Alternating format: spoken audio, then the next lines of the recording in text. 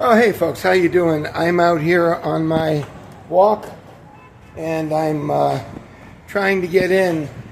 Like 5-6 miles easy.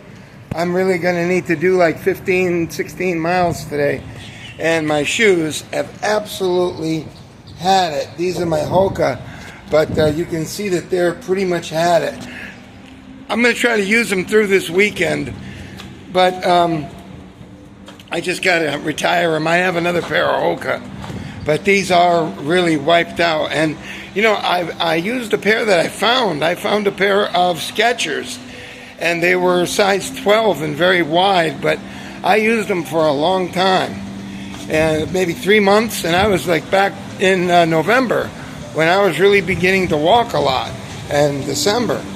So anyways, aside from that, I'm okay. I just had a big meal, and I've been walking now for about 45 minutes, and the weather is good. It's only 80 degrees Fahrenheit here, which is not too bad. It's the humidity appears to be low, and we'll get on with this video. Now, the video is just like, it doesn't surprise most people when I say this, because this is just kind of like how I am. When I was in high school, I did a video on this on my last channel, but it's gone now. But I really liked Frisbee. I really liked it. And when I say that I really liked it, I mean it was kind of like a way of life, if you understand what I'm saying. And at the time, we were using something called world-class Frisbees, which were, let's see, the lowest one was a 95 gram or a 93 gram or whatever it was. It's a little tiny one. It was real good for MTA, which is called maximum time aloft. So you throw the disc up in the air and you essentially run for it, and you got to really run, because that disc, even if you throw it flat, it can go a quarter of a mile. I mean, it's incredible. So now they're using something else, I heard. But anyways, so, you know, like I was fooling about with all this kind of stuff, and I never really had anyone with me. So I basically was just throwing by myself. That was how it was about 100% of the time. So what I did was, and you know, what made it worse was that I had mono or something. I forgot I think it was mono. And I had it in about early March, late February. And it took me like a month to get over that. So we were already in like early April or something like that, or late March. And the weather was warming up in Long Island. And, you know, I started fooling about with the Frisbees. And I figured out that if you put the 90, 96 gram, 97 gram Frisbee on a table, if you got the 119, it would go over it. And it just looked like one Frisbee was there. And then if you took the 142 and put it over the 119, or the 145, whatever that was, that would go over it, looking just like one Frisbee. And then you'd get the big 165, and you put that on top of that, and it just looked like one Frisbee. So I'm going somewhere with this. So what I did was, I had it in me where it was just something I liked to do, even if no one else did it with me. It's just I did it myself, and I was happy to do it. So I went to school that day, and I took 10 Frisbees, and actually there was a 133 that would go in between. If you squished it, the 133, it was just like, I don't know, that wasn't a world-class Frisbee, but the 133 would sneak in between the 119 and the 145 or 142 or whatever it was. But you had to kind of squish it in there, which I think I did that day. And so essentially, I think I had, 96, 119, 133, 142, so I had 10 Frisbees. And it just looked very innocent, like you just had two. So they never really gave me any shit about it at school or anything like that. but I was already in 11th grade at that time. And so I was heading out to go throw my discs. And what I did was I kind of went to the ball field over there.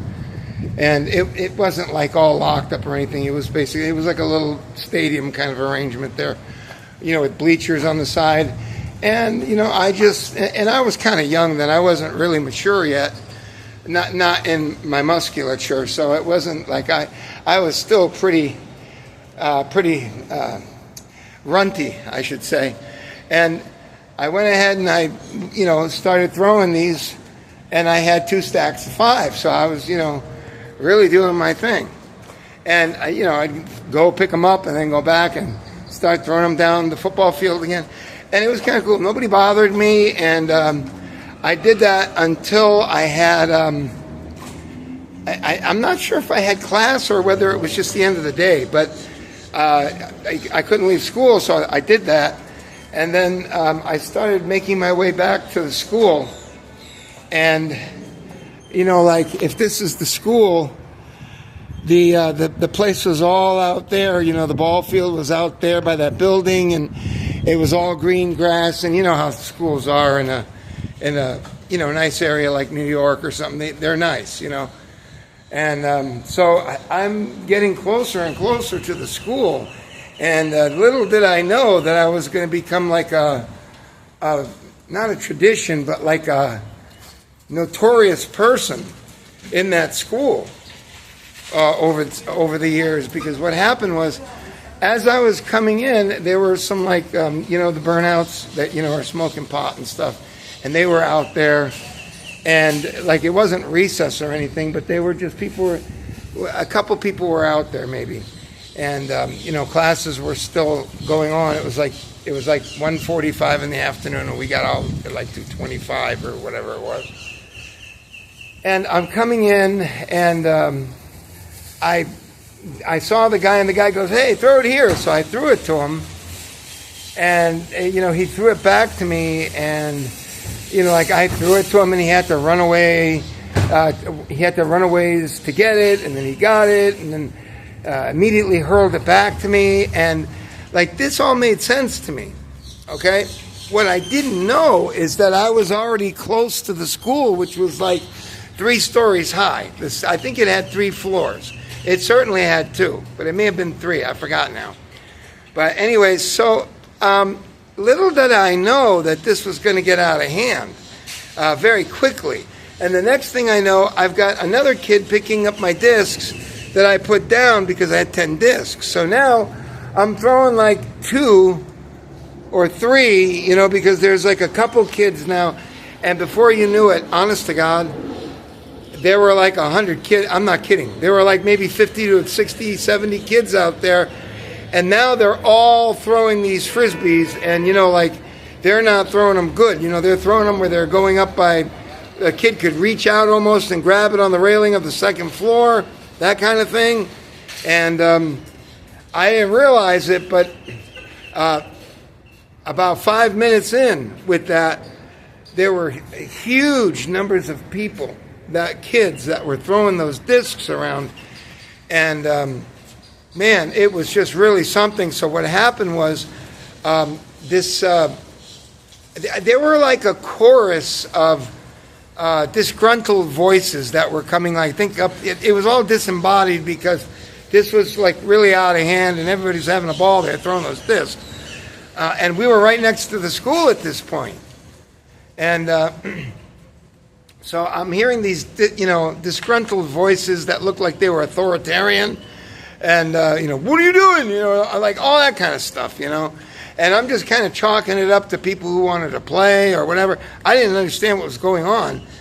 And then the teacher was trying to tell me on top to go away because all of his students in his class were now lined up at the window and then out on the railing, and they would not go back in because this was a big deal now. It had become it had taken on a life of its own. So what happened was I guess it went on for 15 minutes, which is a long time, when you're interrupting all the classes there. So what happened was the teachers kind of gave up over there, and I guess they went down to the, it was the assistant principal, not the principal, but it was like the assistant principal. He was a young guy, like maybe like 30, 32, 33. He wasn't real old. And all I can remember is his hair. He had kind of like a little bit of a long hair, and the wind was blowing it all around, and he's going, he's walking toward me, very like insistently walking toward me. And I hadn't really figured out what was really going on at this point. I was like completely not in the know, really. I mean, I didn't even know it was a big deal. I didn't notice all the kids that had drained out of the classes. So it was the vice principal, and he came over and he goes, "What in the hell do you think?" I'm paraphrasing this, but I don't remember it too well. I remember him walking over, and he goes, "What the hell do you think you're doing?" He said, "I want you in my office tomorrow at 10:30. I think is what it was, or 9 o'clock, or whatever it was. And he says, "I want you in there."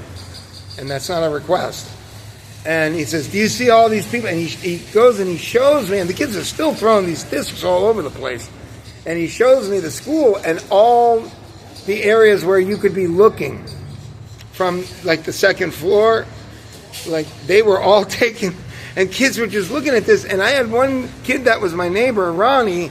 We have since parted ways because he's a hardcore leftist, but we were friends when we were young, and as we got older, and when I was 30, we were still friends. He lived in Colorado, and he invited me over to go skiing, and I had a Chinese girlfriend there then, and we drove out over there and everything. It was nice. So he was a good guy, but he just became a real hard lefty, and I mean like really, really hard lefty. So I haven't been able to tolerate him for many years, but we got along well then. So anyways, I got home and I went over to see my friend, and I forgot he went to the same school with me, and he wound up seeing this firsthand. And to him, this was like the greatest thing that happened in that school, since they started opening up shop, to work on cars or whatever over at that school. So I went, I didn't really think anything of it. And I walked over to his house, and his parents were home, and I went ahead and I went in to see him, and he goes, his sisters were there, and like I just used to like forever fuck with his sisters. They were like 15 and 16. They were like a year behind us, maybe, not quite, something like that. And I used to like play dumb, and they were identical twins, but you could tell them apart, but they were real close. And I think they were the same. I forget what they call it, natal twins or whatever they call it. But I used to piss them off by saying, "What's your name? Which one are you?" I used to get them mad like that.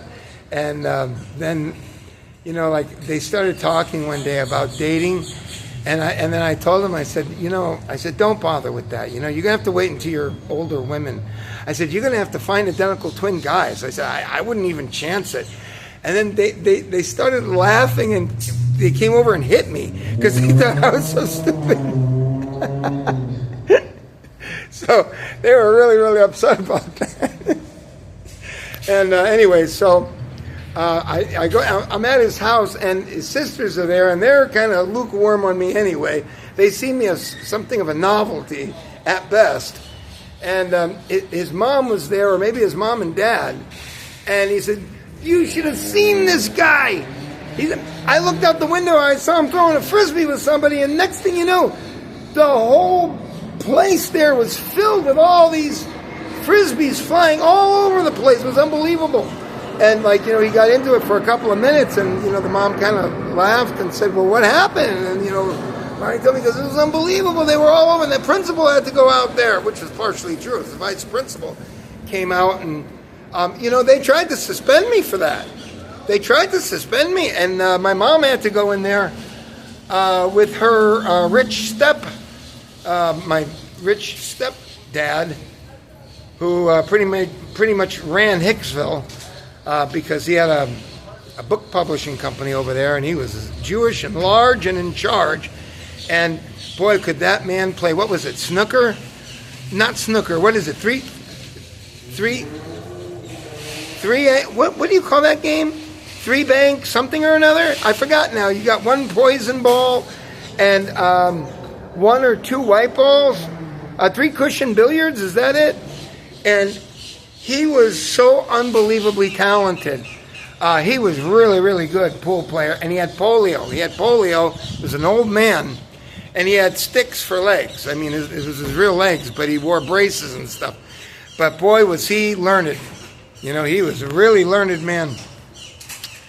And I think he had to go over there because, like, you know, he was crippled, so he parked the car the wrong way so that he could step out on the curb.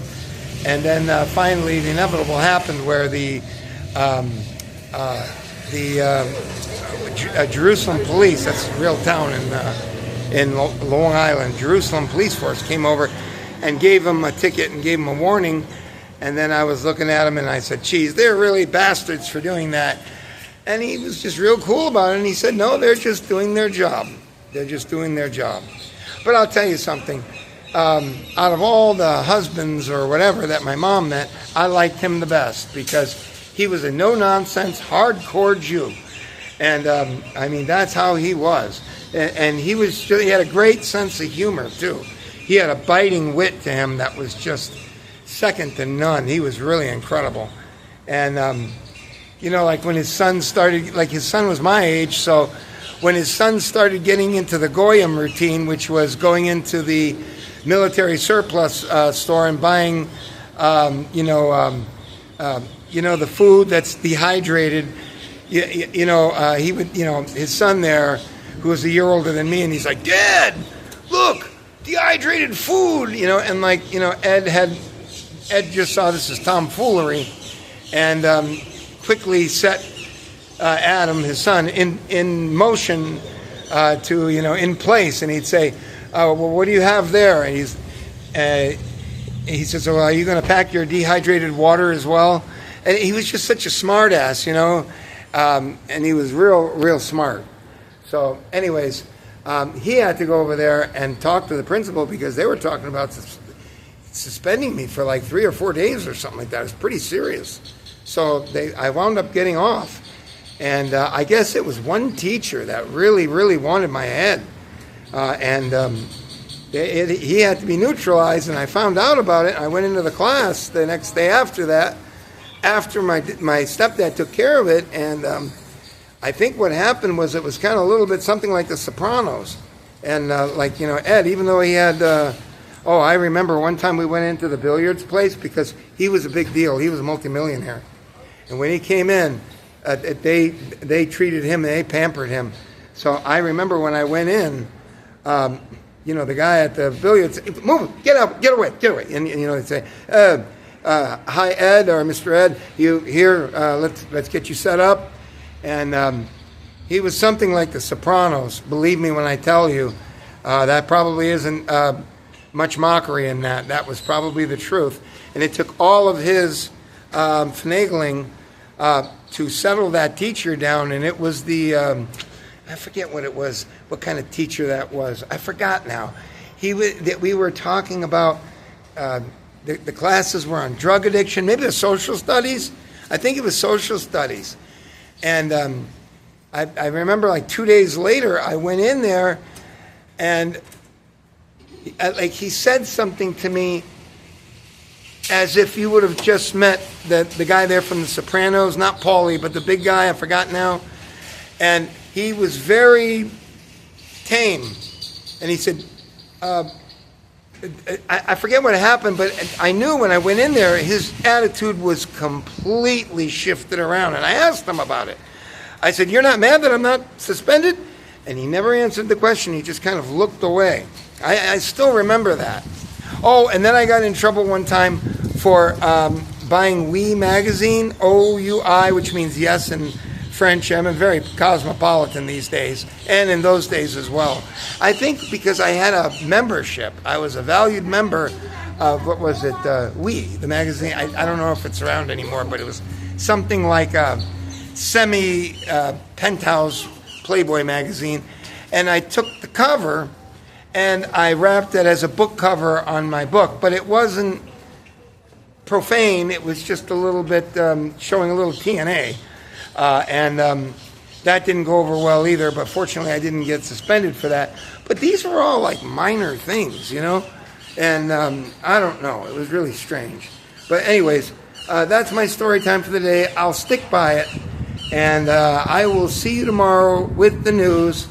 And I have to get back walking because I really porked out today. I had ham sandwiches.